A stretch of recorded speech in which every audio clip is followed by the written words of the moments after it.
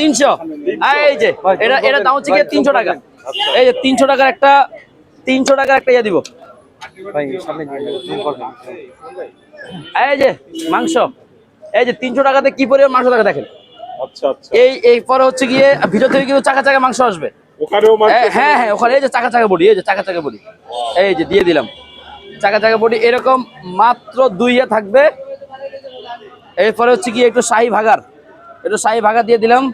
এই যে শাহী ভাগার, এটা হচ্ছে গিয়ে আড়ঙ্গের গাওয়া যে ঘিটা আছে না, ওই ঘি দিয়ে দিলাম। বেরেস্তা, এই যে বেরেস্তা দিয়ে দিলাম একটু বেরেস্তা, সাথে হচ্ছে গিয়ে আদা কুচি ধনিয়া পাতা দিয়ে দিলাম।